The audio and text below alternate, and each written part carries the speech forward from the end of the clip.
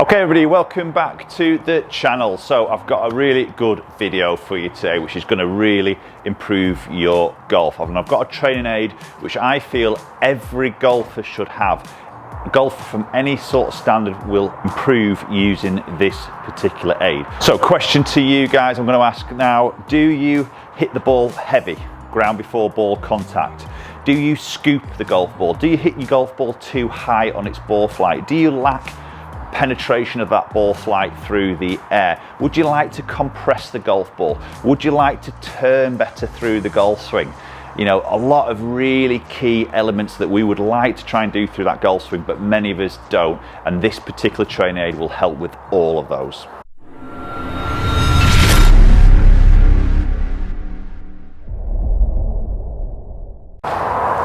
Okay, so the training aid I am referring to is the Tour Striker SmartBall. Such a simple aid, but as I say, can hit so many good movements that we're trying to promote through that golf swing. It gives us feeling, it gives us connection. So, very simple way, it's like a lanyard with obviously an inflatable ball on the bottom of it. We just literally hook it over your neck. We just make sure we get that in a right position, and we're trying to position this just between the sort of forearms. So not wedging it against the body as well, just literally the forearms so they are free through the swing. So what it really helps to do, and I get so many really good success stories through coaching here, day-to-day coaching, is it keeps the connection of the arms as you swing through that actual golf swing itself. One thing it really helps with is when you get to the top of the swing, it stops that right elbow or that sort of trail elbow to fly. Sometimes we call that flying elbow at the top of the backswing. You see the arms split, so you see straight away that ball separates out of those arms. So from there it helps to keep that very nice arm formation at the top of that backswing. So that's the first real good advantage of using SmartBall. The second one is now that it gives you a feeling that the arms are a lot more restricted. I think when you first put the ball in place and you hit a few swings, everybody feels, oh God, it feels like I can't do anything with my arms.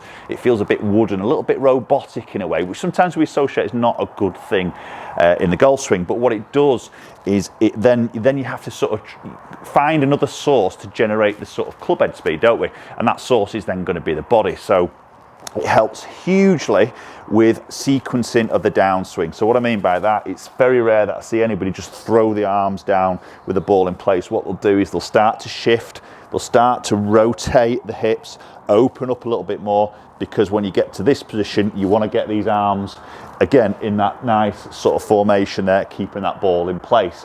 How many golfers get into impact position and we see a flip, and then we see this lead elbow go upwards? You can see the ball drops out of place, and we have what we call the dreaded chicken wing. We see it so many times. Everybody's aware of it. They see it in the golf swing, go, oh, how do I get rid of that chicken wing? Basically, there's lack of rotation in the body there. So if the hips don't turn, the arms are swinging at speed past, we're working into this movement on the way through, and that is an absolute killer for low point control and also club face control, which is obviously controlling your golf shots down down its flight. So again, with that ball in place, you're up to the top, you've got your arm formation, you can shift, you can rotate, and when you do that, that allows us to hit this position.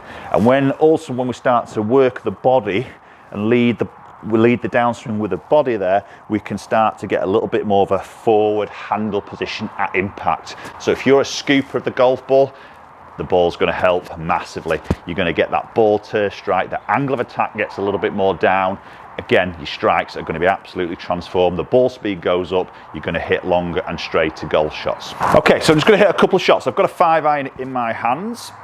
Okay, so we'll get the ball in place, and what I'd probably recommend to start off with the ball here is just hit some like 3/4 swings. So 3/4 and sort of 3/4, and feel this position here. We don't want to be up tucked here. Again, the ball's out of the arms, isn't it? So the main objective here is just to keep that ball in place through the swing. Okay, as I say, your strikes to start off with might be a little bit iffy.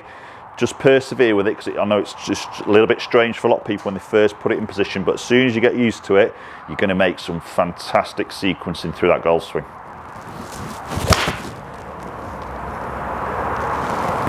That's a lovely ball flight. So straight away when we look at At that there, you can see with TrackMan measuring, we can see the attack angle -4.2, okay? So we've got that angle of attack coming down on that golf ball. We've got that sort of compression happening a little bit on that golf ball. We're controlling that dynamic loft. So if you're a person who maybe doesn't shift the weight, we throw the trail hand in, we sort of got that flip, that scoop at the bottom of the golf swing. Attack angle tends to be very level, or if anything slightly up with it with an iron. You get fats, you get thins, there's no compression, the dynamic loft you present is much higher, you get that high, weak ball flight, no penetration, and obviously when it's windy, it gets punished a lot more. Okay, so, and again, just 3/4 to 3/4 to start with. It's just like arrow straight. So what you're going to do as a result of working the body, getting that sequencing, keeping the arms quieter so we're not flipping at it, we're not getting those hands in there too active, is we're going to get a really good control of the club face through impact, which is obviously directional control for us as golfers with that golf ball. We start to allow the body to control the rotation of the club face. We see it so many times with the tour players, don't we? They turn incredibly well, don't they?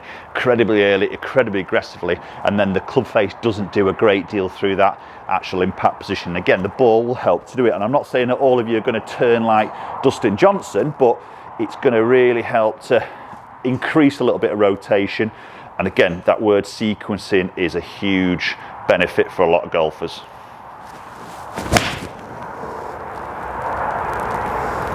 And I think when you build the confidence there with that, it feels really connected. It feels like I just literally turn and there's not a lot of effort going through the arms. But I think when golfers will practice with that, they get a sensation that ball flight coming out a little bit lower, a little bit more penetrating there.